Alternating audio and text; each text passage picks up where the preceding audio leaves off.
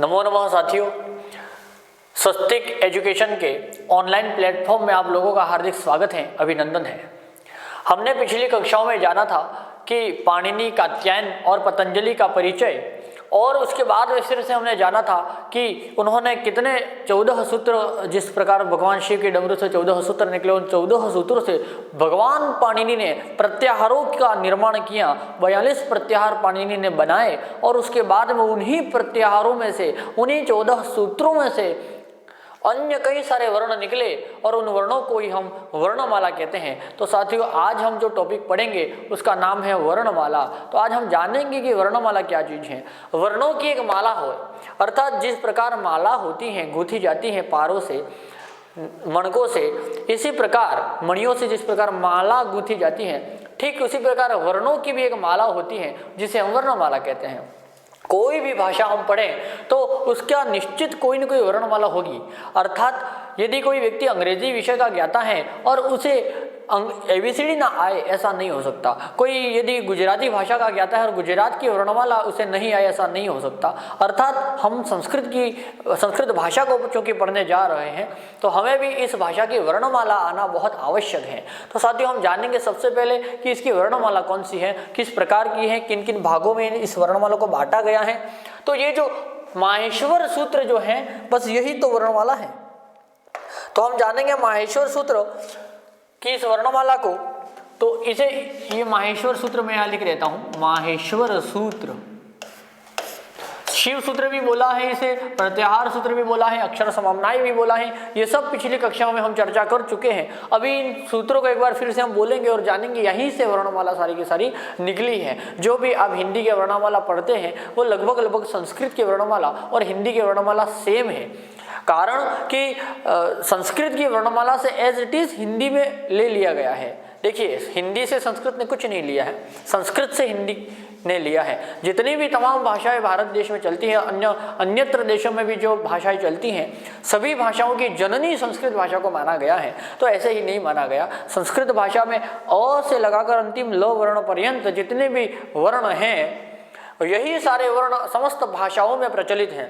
तो उनको हम जानेंगे आज। तो अयुण, ऋलेख, अयंग, अयोज, हयवरण इत्यादि सूत्रों में हमने पिछली कक्षा में पढ़ा था कि प्रत्याहार बनाए थे। अयुण का जो ण है ये इत है, ऋलेख का क इत है, एवं का ग इत है। इस प्रकार से ये अयोज का च भी इत है। इत संज्ञक वर्ण को हम प्रत्याहारों में गणना नहीं करते हैं। तो अब हम सबसे पहला एक प्रत्याहार बनाया, अच प्रत्याहार बनाया। कौन सा बनाया? अच प्रत्याहार। तो अच प्रत्याहार में जो जो भी वर्ण आते हैं, जैसे अ से लगाकर हम गिनेंगे तो अ से लगाकर यहाँ च तक हम गिनेंगे तो अच हो गया, ठीक है। अ ई उ, इस संज्ञक वर्णों की प्रत्याहारों में गणना नहीं होती है तो ण को नहीं गिनेंगे। तो अ ई उ रि रि ए ओ ऐ औ, इतने जो हुए 4 सूत्रों पर्यंत, ये सब स्वर हो गए साथियों। क्या हो गए? स्वर। 1 2 3 4 5 6 7 8 और 9। तो अच प्रत्याहार में जितने वर्ण आते हैं वो स्वर है। क्या है? स्वर। परीक्षा में पूछ सकता है कि स्वरों का अन्य नाम क्या है? अच है। अचों का अन्य नाम क्या है? तो स्वर है। और अच कितने हैं? 9। स्वर कितने हैं? 9। आगे बढ़ेंगे। 5वां सूत्र हयवरण सूत्र से अंतिम 14वें हल सूत्र पर्यंत जितने भी वर्ण गिनती में आते हैं, इस संज्ञक वर्ण को छोड़कर वो सब वर्ण क्या कहलाएंगे? व्यंजन। देखिए, ह य व र ल य म गण न ज भ ग ढ ध ज ब ग ड़ द ख फ छ ठ थ च ट त क प श श स ह। इतने वर्ण क्या हो गए? व्यंजन। साथियों, यहाँ पर ये ह वर्ण डबल गिना, ह वर्ण यहाँ भी है, ये ह वर्ण यहाँ भी है। ये इसकी 2 बार गणना हुई है। कभी परीक्षा में पूछ ले कि माहेश्वर सूत्रों में कौन सा व्यंजन वर्ण है जिसकी 2 बार गणना हुई है, तो वो ह वर्ण है। ये हकार को 2 बार गिना गया है, परंतु फिर भी गिनती में तो सिर्फ 1 बार ही आएगा। अर्थात यदि दामाद एक बार घर पे आए तो भी दामाद दामाद ही रहता है, दूसरी बार घर पे आए तब भी वो दामाद ही रहता है। ये ह का 2 बार उच्चारण मात्र हुआ है, पाठ भले 2 बार हुआ है, परंतु माना तो एक ही जाएगा, गिनती में तो एक ही माना जाएगा।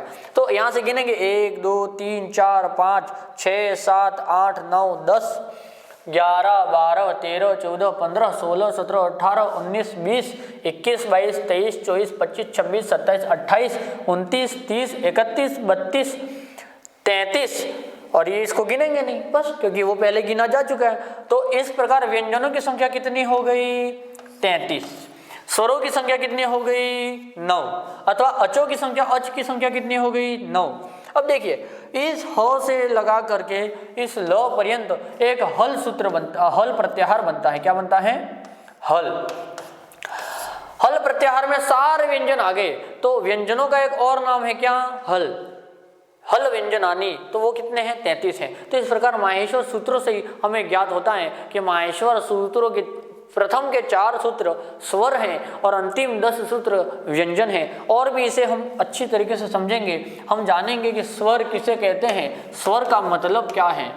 स्वर देखिए, ये स्व र है, र का अर्थ और मतलब होता है उच्चारण। स्वयं राजन्ते इति स्वराः, क्या बोला? स्वयं, स्वर का मतलब मैं समझा रहा हूं, स्वयं राजन्ते इति स्वराः,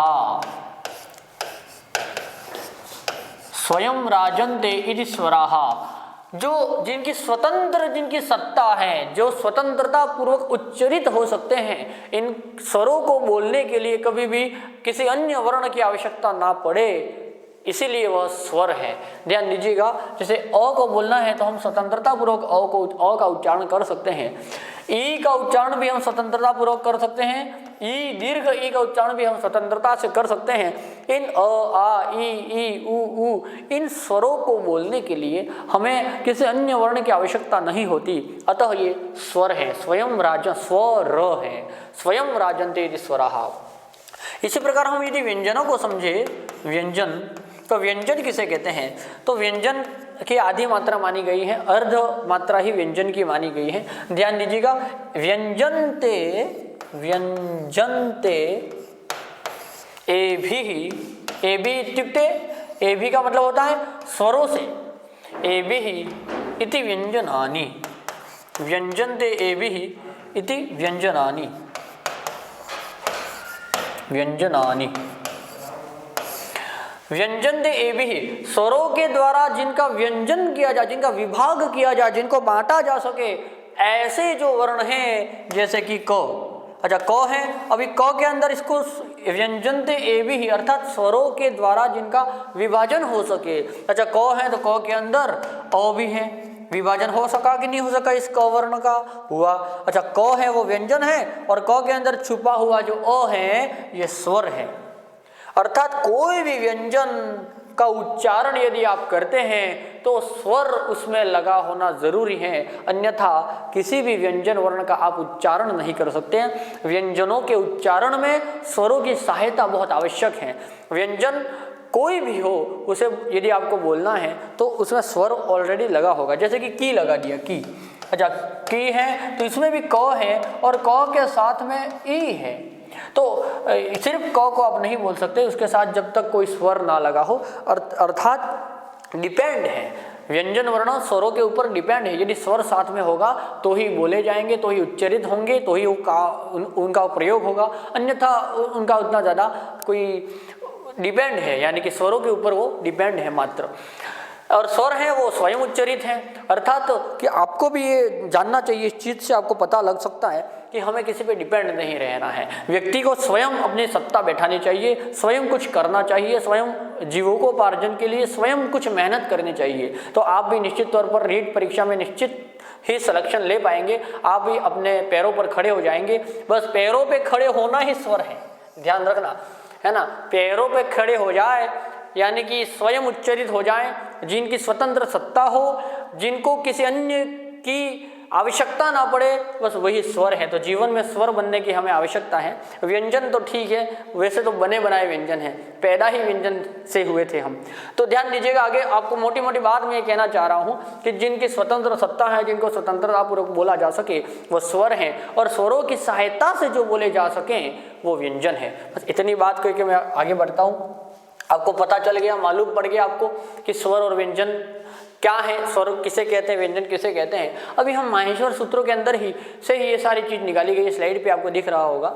माहेश्वर सूत्रों के अनुसार वर्णमाला, इस बात को ध्यान रखना क्योंकि आपकी परीक्षा में इस प्रकार द्विधा प्रश्न पूछ सकता है कि माहेश्वर सूत्र और एक दूसरी और हम वर्णमाला को पढ़ेंगे जो है पाणिनीय शिक्षा के अनुसार वर्णमाला। तो माहेश्वर सूत्र के अनुसार वर्णमाला इस प्रकार है कि अचः स्वराः, क्या बोला गया यहाँ पर मैं लिख देता हूं, अचः स्वराः, यानी कि जो अच है वही स्वर है।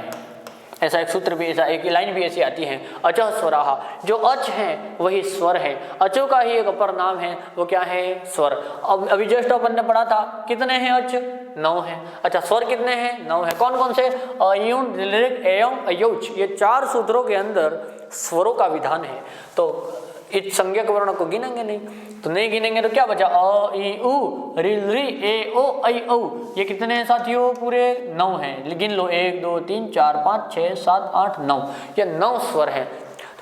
किसके अनुसार, माहेश्वर सूत्रों के अनुसार स्वरों की संख्या कितनी है, 9। अच्छा आगे बढ़ते हैं, यहाँ पर देख लीजिए, अ ई उ ऋ ऋ, ये मूल स्वर है, क्या है, मूल स्वर। इनको ह्रस्व स्वर भी बोला जाता है, हम आगे इसको पढ़ेंगे। ए ओ ऐ औ ये संयुक्त स्वर है, अर्थात ये ए बना है तो किन्हीं 2 स्वरों के मिलने से ए बना है। ओ, ऐ और औ, इन सब का ऐसा ही है, ये जो संयुक्त स्वर है, किन्हीं 2 स्वरों के मिलने से ये स्वर बने हैं, वो हम गुण संधि और वृद्धि संधि के प्रसंग में इसे हम जानेंगे। तो आप अभी मोटी मोटी बात इन्हें जान के रहिए कि स्वरों की संख्या है वो 9 है। स्वर कितने हैं, 9। स्वरों का अपर नाम क्या है, अच। अच को क्या कहते हैं, स्वर। बस इतनी सी बात। अच प्रत्याहार में स्वरों की गणना है। आगे बढ़ेंगे, व्यंजन। तो व्यंजन ऐसा बोला गया, हल व्यंजनानि, क्या लिखा, हल व्यंजनानि, हल व्यंजनानि, कि हल है, जो हल एक सूत्र भी है, तो आप जाने रहिए, हयवरट के ह से लगाकर हल सूत्र के ल पर्यंत एक हल प्रत्याहार बनता है, जिसमें 33 व्यंजन आते हैं, हमने अभी जस्ट पढ़ा भी है। तो हल जो है वो 33 है, अर्थात व्यंजन जो है वो 33 है। ये सारे इधर लिखे रहे हैं, ये सारे के सारे आप यहाँ से जान करके यहाँ तक आप गिन सकते हैं। ये सारे के सारे 33 हैं, संख्या में कितने हैं, 33। ये हकार को हयवरट सूत्र में भी हमने ह को पढ़ा था और हल सूत्र में भी ह को पढ़ा था। तो ह को 2 बार नहीं गिनना है, एक ही बार गिनेंगे तो ये 33 व्यंजन निकल के आएंगे। सीधा सा एक सवाल पूछता है कि माहेश्वर सूत्र के अनुसार हल कितना है, हल वर्ण कितने हैं, तो कितना हो जाएगा, 33 वर्ण। और ऐसा भी पूछ लेंगे माहेश्वर सूत्र के अनुसार व्यंजन कितने हैं, अथवा व्यंजनों का अपर नाम क्या है, हल। हल का अपर नाम क्या है, व्यंजन। व्यंजन को क्या कहते हैं, हल। कितने हैं संख्या में, 33। स्वर कितने हैं, 9। तो 9 स्वर हो गए और 33 व्यंजन हो गए।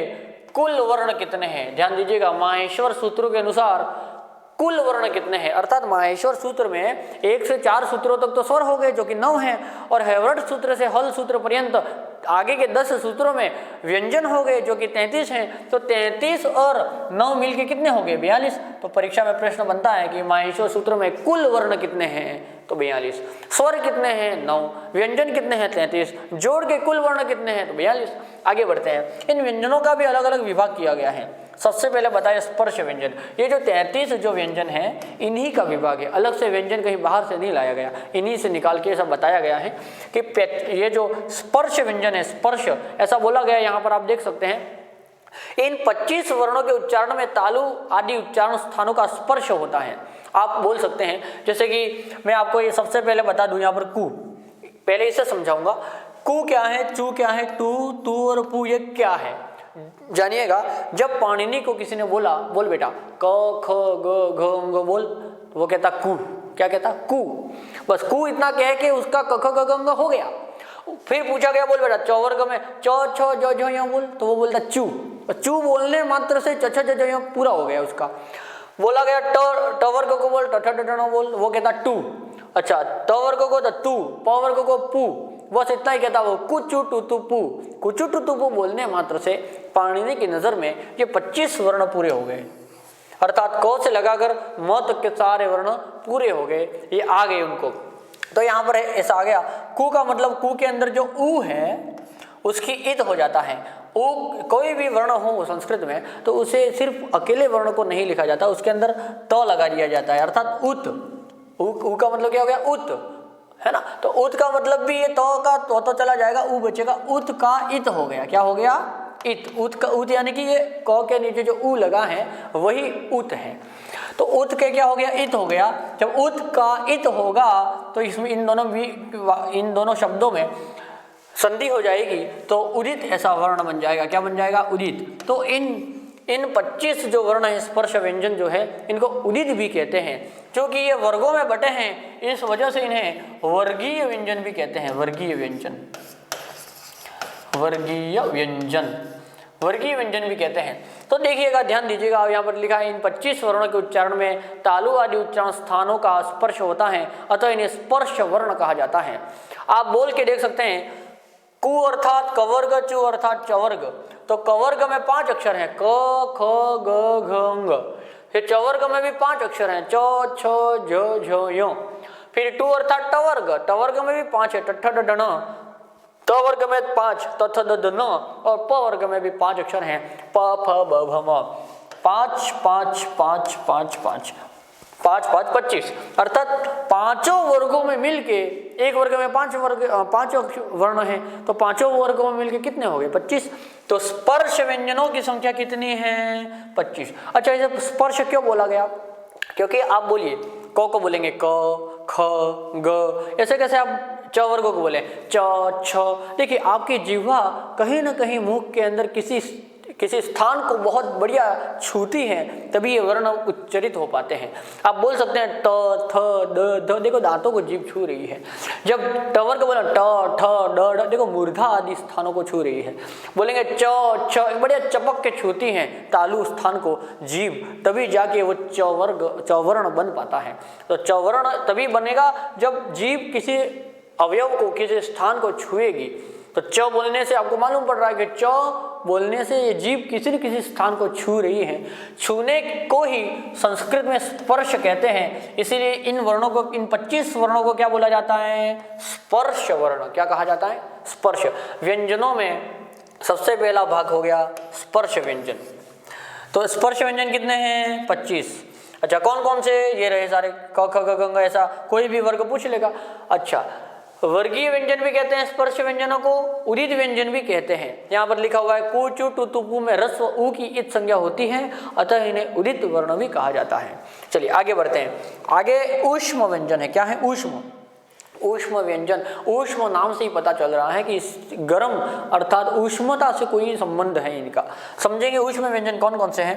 शल ऊष्माण, ऐसा एक वाक्य भी लिखा हुआ है। क्या लिखा है, शल ऊष्माण, यानी कि शल प्रत्याहार जो है वही ऊष्म व्यंजन है। अच्छा, शल प्रत्याहार शशसर सूत्र के श से लगाकर हल सूत्र के ल पर्यंत शल एक प्रत्याहार बनता है, जिसमें श श स और ह ये 4 वर्ण आते हैं। तो ऊष्म व्यंजन कितने हैं, 4। अच्छा, इनके उच्चारण में मुख से ऊष्मा का निकास होता है, यानी कि यदि आप अपना हाथ को ऐसे उल्टा रखेंगे मुंह के आगे और बोलेंगे, बोलिए श श स ह, ऐसा बोलेंगे तो ऊष्म हवा बाहर निकलती है। इसी वजह से इन वर्णों को ऊष्म व्यंजन कहा जाता है। आगे बढ़ते हैं। तो 4 ये हो गए संख्या में, ठीक है। अंतस्थ व्यंजन, ये यणो अंतस्थाः, ऐसा एक वाक्य लिखा हुआ है। यण प्रत्याहार जो है वो अंतस्थ व्यंजनों में आता है। तो यणो अंतस्थाः, और ये कितने हैं संख्या में, 4 है। कौन कौन से, यण प्रत्याहार में कितने वर्ण आते हैं, यवरल यवरट सूत्र के य से लगाकर लन सूत्र के ण पर्यंत यण प्रत्याहार बनता है। तो आप बोल सकते हैं य वो र और ल। तो ये य वो र ल, ये जो 4 हैं ये अंतस्थ हैं, लिखा हुआ है। इनके उच्चारण में वायु मुख से बाहर नहीं निकलकर अंदर ही विद्यमान रहती है। अब वो आराम से कोई बूढ़ा व्यक्ति भी हो, खाट पे पड़े पड़े भी वो य बोल सकता है, य व र ल, ऐसा बोला जा सकता है। अर्थात इनको बोलने में ज़्यादा किसी जिह्वा को इत्यादि को किसी को ज़्यादा मशक्कत करने की आवश्यकता नहीं पड़ती। नॉर्मली कोई भी व्यक्ति य व र ल को उच्चारण कर सकता है। अंतस्थ व्यंजन इसीलिए कहा गया है कि ज़्यादा हवा बाहर नहीं निकलती है, किसी आदि तालु आदि स्थानों को भी ज़्यादा छूने की आवश्यकता नहीं है। नॉर्मली कोई भी व्यक्ति इन वर्णों का उच्चारण कर सकता है, य र ल, तो आवाज़ और हवा जो है वो अंदर ही रह जाती है, जिस वजह से इन्हें अंतस्थ व्यंजन अथवा अंतस्थ वर्ण भी कहते हैं। देख लीजिए, 4 ये रहे, 4 ये ऊष्म व्यंजन और अंतस्थ व्यंजन 4 हो गए। 25 व्यंजन हो गए ये स्पर्श व्यंजन, 25 और 4 ये 4, कितना हो गया, 25 हो गए स्पर्श व्यंजन, 4 हो गए ऊष्म और 4 हो गए अंतस्थ। आंकड़ा मिलाएंगे तो ये इसका जोड़ करेंगे तो 33 व्यंजन हो जाएगा, जो कि यहाँ पर लिखे हुए हैं। स्वरों की संख्या कितनी है? 9 है। और व्यंजनों की संख्या कितनी है? 33। कौन कौन से व्यंजनों की संख्या 33 कौन कौन सी है? तो सबसे पहले स्पर्श व्यंजन कितने हो गए? 25। ऊष्म व्यंजन कितने हो गए? 4। और अंतस्थ व्यंजन कितने हो गए? 4। अच्छा, अंतस्थ व्यंजन 4 कौन कौन से? य व र ल। ऊष्म व्यंजन 4 कौन कौन से? श श स ह। ये चारों वर्ण हो गए। और स्पर्श व्यंजन कितने हो गए? 25। कौन कौन से? पांचों वर्ग, क वर्ग, च वर्ग, ट वर्ग, त वर्ग और प वर्ग। तो ये पांचों वर्ग में, एक वर्ग में 5-5 वर्ण है। परीक्षा में नॉर्मल सा सवाल पूछता है कि क वर्ग में नहीं गिना जाता, कवर्गीय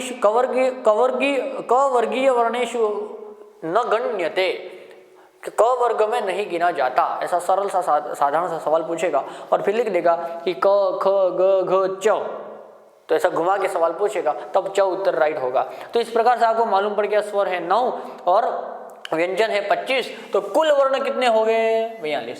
ये माहेश्वर सूत्र के अनुसार हमने इसका विभाजन पढ़ लिया। आगे और भी इसका बखान होता है, आगे और भी चर्चाएं होती हैं जिसे हम समझेंगे। देखिएगा, पाणिनीय शिक्षा के अनुसार वर्णमाला, पाणिनीय शिक्षा में वर्णमाला के, अरे पाणिनीय शिक्षा के अनुसार कुल वर्ण 63-64 है साथियों। कितने हैं? 63-64। कैसे हैं हम पूरा विधान अभी देख लेंगे। अच्छा, माने गए हैं त्रिषष्टि चतुष्षष्टिर्वा वर्णः शंभु मते मतः, ऐसी लाइन लिखी हुई है। कहते हैं इनमें कुल 21 या 22 तो स्वर हैं और 42 शेष वर्ण माने जाते हैं, अर्थात व्यंजन माने जाते हैं। क्या माने जाते हैं? व्यंजन वर्ण। अच्छा, स्वर हो गए 21-22। कौन कौन से? देखिए, सबसे पहले अ, एयं, योच, ये तो स्वर हैं। ठीक है गुरुजी। अच्छा, अक प्रत्याहार आपने सुना होगा। क्या सुना है? अक प्रत्याहार। अक प्रत्याहार मैंने आपको बताया, अ इ उन रिल रिक, ये दो जो सूत्र हैं वो अक प्रत्याहार है। तो अक प्रत्याहार में कौन कौन से वर्ण आएंगे? अ इ उ रिल री, है ना? ये अ इ उ रिल री ये रहा। ठीक है, तो ये क्या रहेंगे? ये क्या कहलाएंगे? ये ह्रस्व स्वर कहलाएंगे। क्या कहलाएंगे? ह्रस्व स्वर। ह्रस्व स्वर। ह्रस्व स्वर कितने हैं संख्या में? 5 हैं। कौन कौन से? अ इ उ रिल री, ये 5 जो हो गए वो ह्रस्व स्वर हैं। तो ठीक है गुरुजी, मान लिया। अच्छा, ह्रस्व स्वर हो गए। स्वरों का भी त्रिधा विभाजन किया गया है। सबसे पहले ह्रस्व स्वर बताएं, फिर दीर्घ स्वर बताएं और फिर प्लुत स्वर बताए हैं। तो हम यहाँ पर देखेंगे कि ह्रस्व स्वर हो गए, ह्रस्व स्वर ये होंगे 5। अच्छा, फिर दीर्घ स्वर बताए, दीर्घ स्वर। अच्छा, दीर्घ स्वर कौन कौन से? आप देख सकते हैं कि अ का बड़ा भाई आ भी तो होता है, अ से क्या बनेगा? फिर आ बन जाएगा। अच्छा, ई का बड़ा भाई यहाँ पर मैं लिख देता हूँ। दीर्घ स्वर कौन कौन से हैं? तो आ, ह्रस्व स्वरों का जो 5 ह्रस्व स्वर है ना, वही दीर्घ उनका रूप हो जाएगा। तो आ हो गया, फिर बड़ा ई हो गया, फिर ऊ हो गया, बड़ा ऊ, फिर अ ई उण, फिर री, बड़ा री हो गया। अब री कभी भी दीर्घ नहीं होता। यहाँ पर एक लाइन लिखी हुई, केवल प्लुत या ह्रस्व में प्लुत। अच्छा, ये री वर्ण जो है ये हमेशा ह्रस्व रहेगा, इसका कभी भी दीर्घ नहीं होगा। ये परीक्षा में कई बार प्रश्न पूछ लेता है। तो आ ई उ री, ये री को ऐसे लिखा जाएगा। ठीक है, री ये बड़ा हो गया, और ए ऐ ओ औ, आप चाहें तो ए ओ ऐ औ भी लिख सकते हैं। तो ये आपको मालूम पड़ गया कि आ ई उ री ए ऐ ओ औ, ये जो 8 स्वर हैं ये दीर्घ स्वर है। क्या है? दीर्घ स्वर। इसी प्रकार इनको प्लुत स्वर में भी बांटा गया है। प्लुत स्वर, ह्रस्व, दीर्घ और प्लुत। प्लुत में भी ये सारे 8 के 8 आएंगे। ये आ के सामने जब ऐसे आ लिख करके इसके सामने जब 3 ऐसा करके दे दिया जाए। अच्छा, प्लुत कहते किसे? आप मान लीजिए किसी खेत की मेड़ पर खड़े रह करके दूर से किसी को बुलाना है, जब पास से बुलाना है तो बोल सकते हैं ए मोहन इधर आ। तो मोहन कहने मात्र से पता चल गया कि अच्छा मोहन नाम लिया, उसको उधर जाना है। पर किसी खेत में किसी जगह पर मैं खड़ा हूँ और मोहन बहुत दूर है, मुझसे बहुत दूरी पर वो है और मुझे उसको बुलाना है, तो मैं ऐसा चिल्लाऊंगा ए मोहन, ऐसा करके मैं चिल्लाऊंगा। तो जो चिल्लाने की जो प्रक्रिया में जो पीछे मोहन करके जो खींचा जा रहा है वर्ण, अथवा जब आप कोई संगीत बोलते हैं तो संगीत के सुरों में अंतिम में जब उसको आ करके जब खींचा जाए तो बस वही प्लुत है। और उसकी मात्रा जो मानी है वो 3 मानी है। ह्रस्व की मात्रा मानी है 1, दीर्घ की मात्रा मानी है 2 और प्लुत की मात्रा मानी है 3। ध्यान दीजिएगा, मैं आपको बताना चाहता हूँ कि एक ऐसा श्लोक भी आता है, एक मात्रा भवेद ह्रस्वः। क्या आता है? देखिए मैं पढ़ा क्या रहा हूँ आपको, वर्णमाला पढ़ा रहा हूँ, वर्णमाला में भी पाणिनीय शिक्षा के अनुसार वर्णमाला पढ़ा रहा हूँ। एक मात्रा भवेद ह्रस्वः, ह्रस्वो द्विमात्रा दीर्घम उच्यते। क्या बोला? द्विमात्रा दीर्घम उच्यते। त्रिमात्रस्तु प्लुतोज्ञेयो, त्रिमात्रस्तु प्लुतोज्ञेयो, त्रिमात्रस्तु प्लुतोज्ञेयो और व्यंजनम चार्धमात्रिकम। बहुत ही अच्छा श्लोक है साथियों, आप इसका स्क्रीनशॉट ले सकते हैं। व्यंजनम चार्धमात्रिकम, इससे आपको पता चलेगा, परीक्षा में नॉर्मल सा पूछ सकता है कि एक मात्रा वाले का कितनी मात्रा, स्वरों की कितनी मात्रा है, अथवा रस स्वरों की कितनी मात्रा है, एक। दीर्घ स्वरों की कितनी मात्रा मानेंगे तो 2, और प्लुत स्वरों की कितनी मात्रा माने तो 3। तो एक मात्रा वाला क्या हो गया? जैसे कि अ, जैसे कि ई, जैसे कि उ, ये एक मात्रा वाला, इनके अंदर एक एक मात्रा मानेंगे, इसको एक मानेंगे। अच्छा, द्विमात्रा दीर्घ उच्चते, दीर्घ होगा, जैसे अ का जब आ हो जाएगा तो ये दीर्घ माना जाएगा, ये ई का बड़ा ई हो जाएगा तो ये दीर्घ माना जाएगा, इसकी 2 मात्रा मानी जाएंगी। अर्थात ये हम जब छंद को पढ़ेंगे तब छंद के विषय में हम इसको एक मात्रा 2 मात्रा को भी और भी विस्तृत चर्चा करेंगे। और त्रिमात्रस्तु बुधुज्ञेयो, जब आ के पीछे जब 3 ऐसा लिखा हुआ रहे, कहीं वेदों में रह सकता है, इसका विधान ज्यादातर वेदों में प्रयोग होता है और संगीत के सुरों इत्यादि में प्रयोग इसका होता है। तो ऐसा जब 3 मात्राओं वाला दिखे, 3 पीछे दिखे तो वो प्लुत माना जाएगा और व्यंजन की आधी मात्रा होती है, क्योंकि वो स्वरों के साथ मिल के ही बोला जा सकता है। तो मोटी मोटी बात आपको पता चल गई। यहाँ पर मैं आपको बता रहा था कि प्लुत जो है वो भी स्वर कितने हैं? आ, ई, उ, री, ए, ऐ, ओ, औ। इन 8 स्वरों को प्लुत माना जाता है। 8 के पीछे ऐसा 3 करके लिख देंगे तो ये 8 तो ये हो गए। तो आपको पता चला कि ह्रस्व स्वर है वो 5 है, दीर्घ स्वर है वो 8 है और प्लुत स्वर है वो 8 है। तो 8, 8 और 5 मिलके कितने हो गए? आप गिन सकते हैं। 8, 8 मिलके कि 8, 8 और 5, 8, 8 हो गए 16 और 5 हो गए 21। तो 21 वर्ण आपका संख्या एक आ गई, 21 वर्ण। अब ध्यान दीजिएगा, छोटी सी, ह्रस्व स्वर तो हो गए सारे के सारे 5, अ, ई, उ, री, री। दीर्घ स्वर हो गए, उन ह्रस्व स्वरों का दीर्घ रूप हो गया, तो फिर वो और फिर आगे जाकर के ए, ऐ, ओ, औ, ये भी दीर्घ हो गए, तो 8 ये हो गए। और प्लुत स्वर भी हो गए 8, तो 8, 8 और 5 मिलकर के तो हो गए 21। परंतु ये री वर्ण का दीर्घ तो नहीं होता, लेकिन प्लुत कभी कभार हो जाता है। ऐसे विद्वान बोलते हैं कि ली वर्ण का प्लुत रूप होता है। तो जब होता है ऐसा बोलेंगे तो एक और बढ़ जाएगा, तो बढ़ जाएगा तो फिर क्या हो गया? 22 हो गया। 21 तो हो गया, 8, 8 और 5 21 हो गए। ह्रस्व और दीर्घ और प्लुत मिलके 21। और यदि ली वर्ण का प्लुत में गणना हम मानेंगे तो एक और बढ़ के क्या हो जाएगा? 21। अर्थात स्वरों के बारे में 21 एवं 22 इस प्रकार से लिखा हुआ आपको मिलेगा। परीक्षा में पूछ ले कि पाणिनीय शिक्षा के अनुसार स्वर कितने हैं, क्या बताएंगे?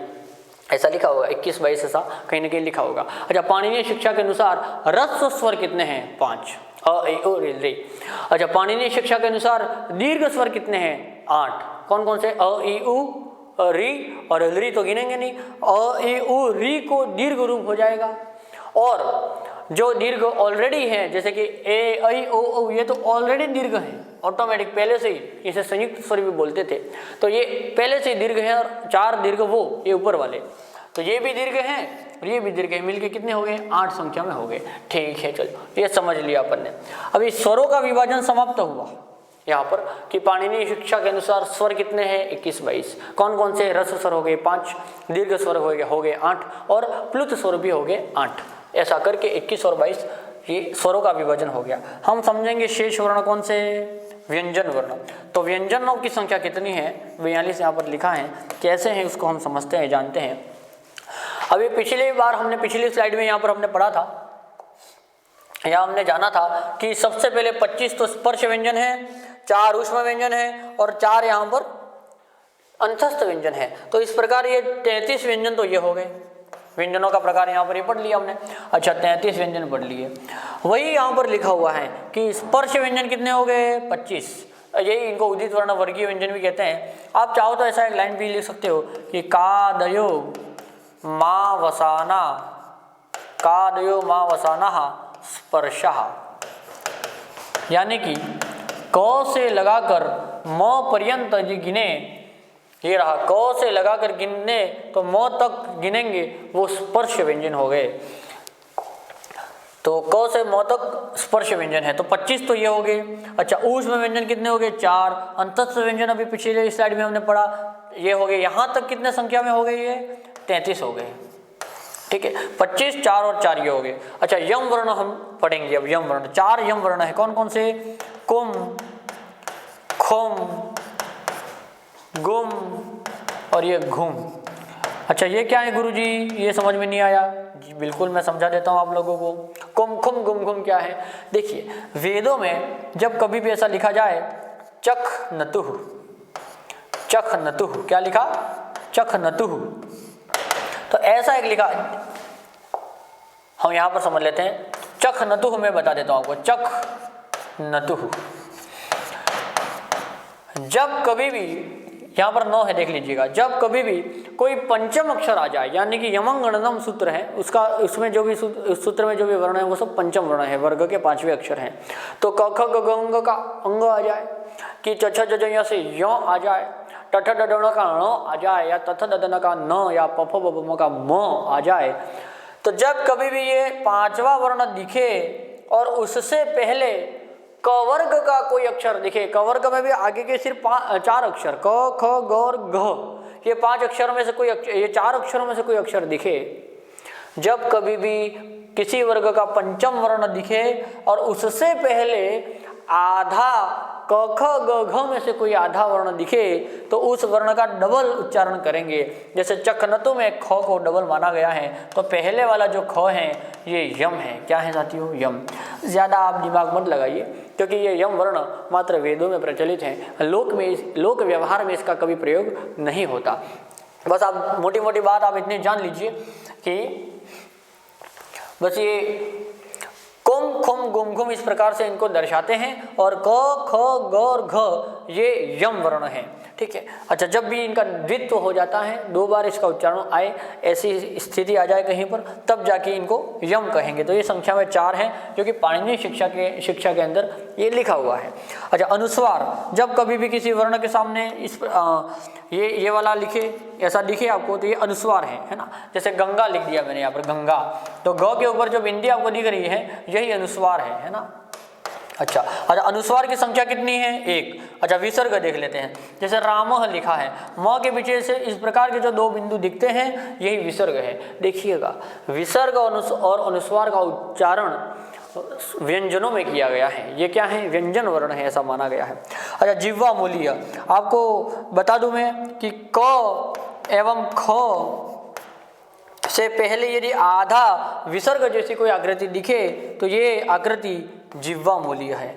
यहाँ पर हम समझ लेते हैं जिह्वा मूलीय और उपध्मानीय को आगे हम समझते हैं। देखिएगा, जब कभी भी क वर्ण आपको दिख जाए और उससे आगे कोई ऐसा आधा व्यंजन दिखे, एवं ख वर्ण दिखे और उससे आगे कोई आधा व्यंजन दिखे, तो ये जो आधा व्यंजन है, आधा जो विसर्ग है, सॉरी, तो ये क वर्ग के से पहले यदि क वर्ण से पहले आधा विसर्ग दिखे अथवा ख वर्ण से पहले आधा विसर्ग दिखे, तो इस आधे विसर्गों को ही हम जिह्वा मूलीय बोलते हैं साथियों। क्या बोलते हैं?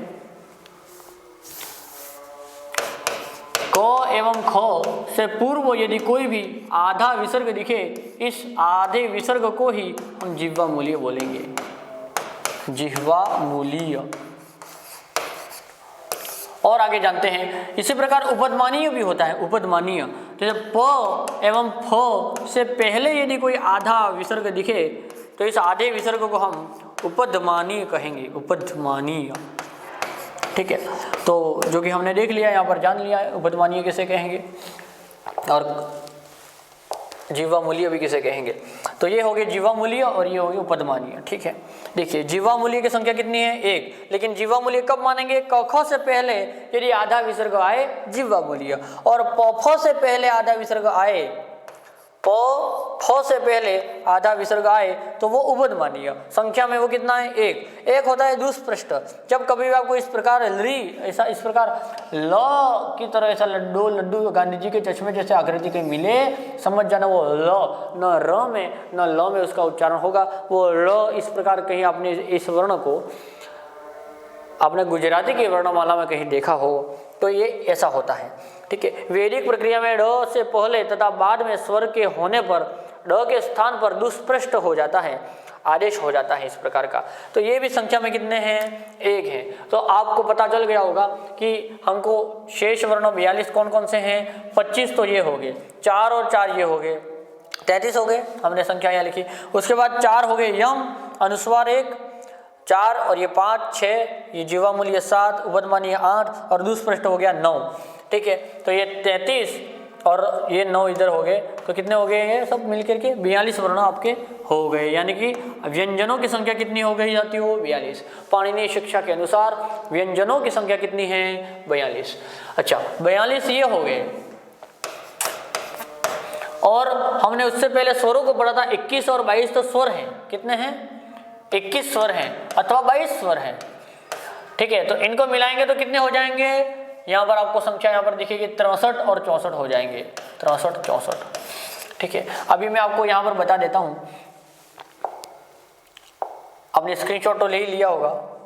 देखिए, सबसे पहले यहाँ पर मैं लिख देता हूँ पाणिनीय शिक्षा के अनुसार कि पाणिनीय शिक्षा, पाणिनीय शिक्षानुसारम, पाणिनीय शिक्षानुसारम स्वराः, पाणिनीय शिक्षानुसारम स्वराः। पाणिनीय शिक्षा के अनुसार स्वर कितने हैं साथियों? सबसे पहले हमने जाना था ह्रस्व स्वर हो गए जो कि 5 हैं। ठीक है, दीर्घ स्वर हो गए जो कि 8 हैं और प्लुत स्वर हो गए जो कि 8 हैं। मिलके कितने हो गए तीनों? 21। ली वर्ण को यदि हम दीर्घ स्वरों में तो नहीं गिनते, पर प्लुत स्वरों में कोई विद्वान मानते हैं तो 22 मान लेंगे। ठीक है, ये हो गया संख्या में इतना। और इसी प्रकार पाणिनीय शिक्षा के अनुसार व्यंजन कितने हैं बता दिया जाए। तो सबसे पहले 33 व्यंजन तो हमने मान लिए थे। कौन कौन से? सबसे पहले स्पर्श व्यंजन माने थे। उसके बाद में ये कितने हो गए संख्या में? 25 हो गए साथियों। उसके बाद में ऊष्म माने थे हमने, ऊष्म। अच्छा, ये कितने हो गए संख्या में? 4। उसके बाद में अंतस्थ माने थे हमने, अंतस्थ व्यंजन। ये कितने हो गए? 4। उसके बाद में हमने क्या माना था? उसके बाद में एक माना था हमने, अनुस्वार माना था, है ना? अनुस्वार कौन सा? वो बिंदी करते हैं ऊपर, वो अनुस्वार, ये वाला। ये कितना है? 1 हो गया। उसके बाद में विसर्ग माना था, है ना? विसर्ग पढ़ा था अभी जस्ट, वो कितने? ये रहा विसर्ग। कितना हो गया संख्या में? 1। उसके बाद में हमने जीवा मूल्य माना था, बोलो, है इतना ही लिखता हूं मैं, जीवा मूल्य 1 हो गया। उसके बाद में उपदमानीय माना था, वो भी संख्या में कितना हो गया? 1। उसके बाद में हमने माना था दुष्पृष्ट, क्या हो गया? दुष्पृष्ट, वो भी 1 हो गया। तो 1, 2, 3, 4, 5 और 5 और 4 ये हो गए 9। अच्छा, 9 और 4 ये हो गए 13। अच्छा, 13 और ये 25 हो गए, मिलके कितने हो गए पूरे? 42 व्यंजन हो गए। अच्छा, स्वर हो गए 21, 22 और व्यंजन हो गए 42। तो 21, 42 व्यंजन और 21 अथवा 22 स्वर मिलके 63 अथवा 64 वर्ण हो गए। पूछ लेगा परीक्षा में कि पाणिनीय शिक्षा के अनुसार कुल वर्ण कितने हैं? तो 63, 64। पाणिनीय शिक्षा के अनुसार स्वर कितने हैं? तो 21, 22 और व्यंजन कितने हैं? तो 42। अभी मैं आपको कुछ चीज़ें लिखवा देता हूँ। देखिए, आप चाहें तो इस प्रकार यहाँ पर लिख सकते हैं कि ऐसा पाणिनीय, माहेश्वर से शुरू करते हैं अपन कि माहेश्वर सूत्रानुसारम, माहेश्वर सूत्रानुसारम, माहेश्वर सूत्रानुसारम स्वराः कति, माहेश्वर सूत्रानुसारम स्वराः। तो माहेश्वर सूत्रों के अनुसार स्वर कितने हैं साथियों? वही अयम, रिलेक, अयम, अयोच, बस वो स्वर हैं सारे के सारे। कितने हैं? 9 हैं, जिनको हम अच भी कहते हैं। चलिए देखते हैं। अच्छा, ठीक है, पाणिनीय शिक्षा के अनुसार स्वर कितने हैं? पाणिनीय शिक्षानुसारम, पाणिनीय शिक्षानुसारम स्वराः। ये कितने हैं पाणिनीय शिक्षा के अनुसार स्वर? अभी हमने पढ़ा ह्रस्व दीर्घ और प्लुत, 5, 8 और 8 मिलके कितने हो गए? 21 और 22, है ना, 21, 22। ठीक है, और देखते हैं माहेश्वर सूत्रानुसारम, माहेश्वर सूत्रानुसारम व्यंजनानि, है ना, व्यंजन इतना ही लिखता हूं मैं, व्यंजनानि। चलिए व्यंजनानि, तो माहेश्वर सूत्र के अनुसार व्यंजन कितने हैं? हयवर्ण सूत्र से हल सूत्र पर्यंत 10 सूत्रों में व्यंजन गिने हैं, कितने? 33 हो गए संख्या में, वो कितने? 33। अच्छा, और पाणिनीय शिक्षानुसारम, पाणिनीय शिक्षानुसारम व्यंजनानि कितने हैं? पाणिनीय शिक्षा के अनुसार व्यंजन कितने हैं? तो अभी हमने पढ़ा ही है इसको कि 42, है ना, पाणिनीय शिक्षा के अनुसार, क्योंकि स्वर हो गए 21, 22 और वहाँ पर से अपने सॉरी स्वर तो अलग है ही, 42 व्यंजन ही मात्र 42 है। और यहाँ पर एक और चीज मैं लिख देता हूँ कि माहेश्वर सूत्रानुसारम,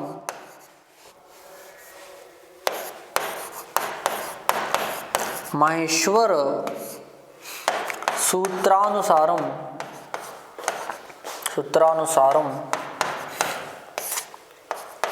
वर्णाः, माहेश्वर सूत्रानुसारम वर्णाः कितने? तो 9 तो हो गए स्वर और 33 हो गए व्यंजन, कुल मिलके कितने हो गए? 42 वर्णाः।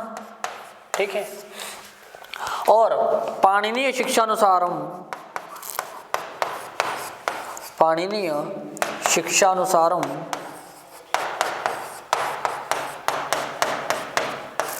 पाणिनीय शिक्षानुसारम वर्णाः, पाणिनीय शिक्षा के अनुसार कितने वर्ण हो गए?